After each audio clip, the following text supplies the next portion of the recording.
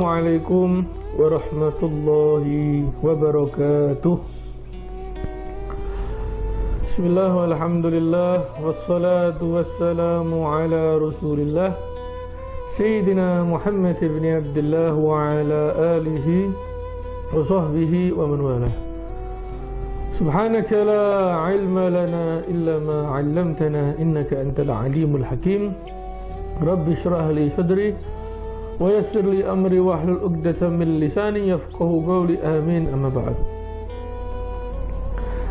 Pemirsa MJA TV yang dirahmati Allah Subhanahu wa taala, alhamdulillah, puji syukur atas kehadirat Allah Subhanahu wa taala yang senantiasa memantapkan hati kita, memantapkan niat kita untuk talibul ilmi, talibul rahmah, mencari ilmu, mencari rahmat, yang mana Allah Subhanahu wa taala memberikan rahmat di dalam diri orang-orang yang mencari ilmu.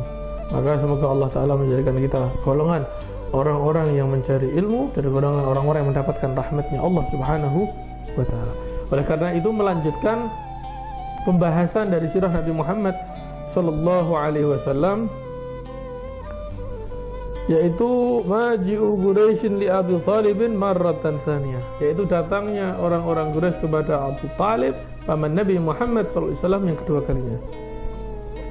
Kemarin bagaimana orang-orang Quraisy mendatangi Abu Talib karena murka Nabi Muhammad SAW senantiasa mencela kesembahan mereka dan menyesatkan ayah-ayah mereka karena menyembah berhala, dan ditolak secara halus oleh Abu Talib. Maka kali ini datang lagi mereka orang-orang Quraisy ini. Lamma ra'at Quraisyun istimrar Nabi sallallahu alaihi wasallam fi nashr da'watih wa digai ammihi anhu masyaw ila ammihi maratan tsaniyah. Maka ketika orang-orang Quraisy melihat bagaimana Nabi Muhammad sallallahu alaihi wasallam senantiasa melanjutkan dakwahnya, jadi tetap menyampaikan dakwahnya akan risalah yang ajarannya Allah Subhanahu wa taala, menyampaikan ajaran Islam, maka dan mendapatkan perlindungan dari pamannya atas apa-apa yang disampaikan oleh Nabi Muhammad ini, maka mereka semua kembali berbondong-bondong datang ke pamannya Abu Talib untuk kedua kalinya. Wahai Nabi Muhammad ini dapat perlindungan dari Abu Talib, berarti kita harus mendatangi Abu Talib lagi, meminta kepada Abu Talib untuk menghentikan dakwahnya Nabi Muhammad.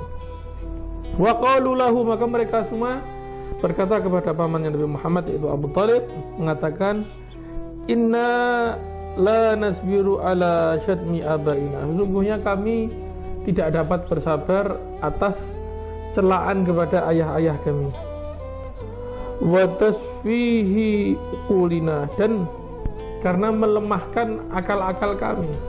Nabi Muhammad menganggap mereka orang-orang tidak berakal karena apa? Tidak mengikuti agama Islam, tidak mengikuti Allah, dan itu semua tidak semata wayang Nabi Muhammad mengucapkannya dari hawa nafsunya. Wa ma yantiqu anil hawa in huwa illa wahyun yuha. Semua yang disampaikan Nabi Muhammad adalah wahyu dari Allah. Jadi bukan Nabi Muhammad mencaci semata-mata, tidak karena dari dirinya, karena emosinya, tidak. Semua karena wahyunya Allah Subhanahu wa taala. Itu perintah Allah Subhanahu wa taala. Wa aibi alihatina, dan menjelek-jelekkan, mencela Tuhan kami juga, sembahan kami, yaitu Hubal dan berhala-berhalanya. Fa imma an tamna'a ibna akhika wa imma an ta'dzana lana liman ihi. Apabila engkau bisa, maka cegahlah anak dari saudaramu, ya Allah. Tolong cegahlah. Kalau engkau nggak mencegahnya, maka izinkan kami untuk mencegahnya. Jadi kalau Abu Talib ini nggak mau mencegah dakwah Nabi Muhammad, ya sudah, biarkan kami yang mencegahnya, izinkan kami. Jangan didiamkan saja, dakwah Nabi Muhammad ini semakin besar, semakin meluas. Jangan didiamkan. Jadi Abu Talib diminta ketegasannya oleh orang-orang Quraisy. Fada'ahu ammuhu wa talaba minhu ayyam tani'a khaufan alaihi min Quraisyin fa'abar Rasul.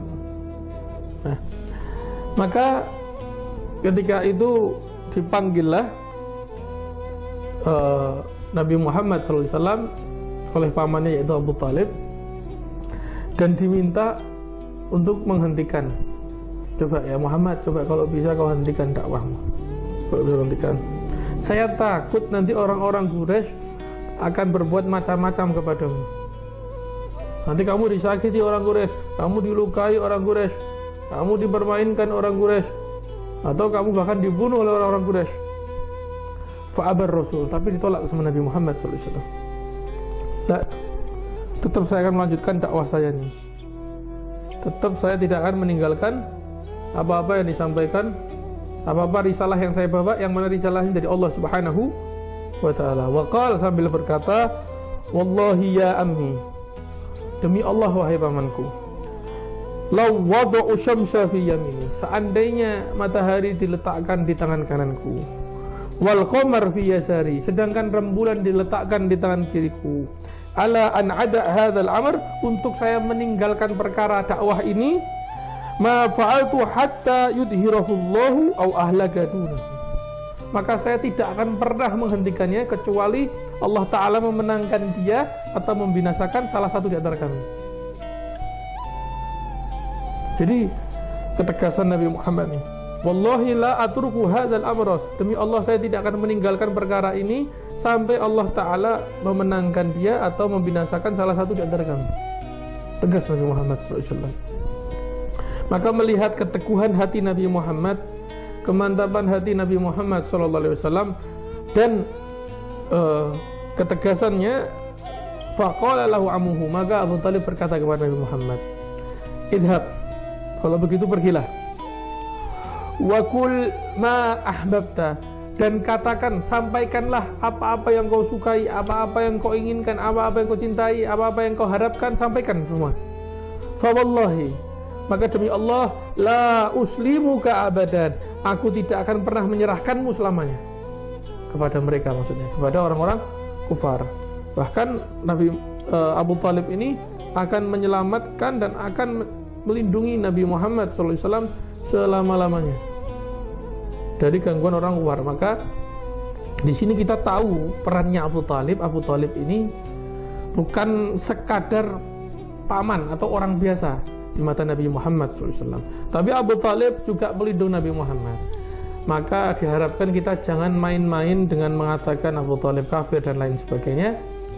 Maka harus ada penjelasan-penjelasan ilmiah yang mengatakan hal serupa, sebagaimana dijelaskan di beberapa kitab pun ada yang menjelaskan bahwa Abu Talib ini kafir, ada yang mengatakan Abu Talib ini tidak, yamadi ala dinil Islam.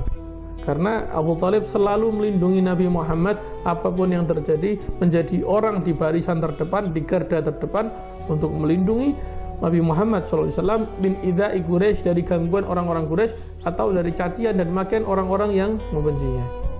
Dari sini kita semakin mengenal bagaimana perjuangan Nabi Muhammad menyampaikan risalahnya, dan semoga Allah Subhanahu wa ta'ala memberikan taufik dan hidayah kepada kita, menjadikan kita orang-orang yang senantiasa menjunjung tinggi syariat Islam, menjunjung tinggi nabinya, dan memuliakan Nabi beserta para keluarganya. Amin Allahumma amin. Wa sallallahu ala sayyidina Muhammadin wa ala alihi wa sahbihi wa sallam, walhamdulillahi rabbil alamin.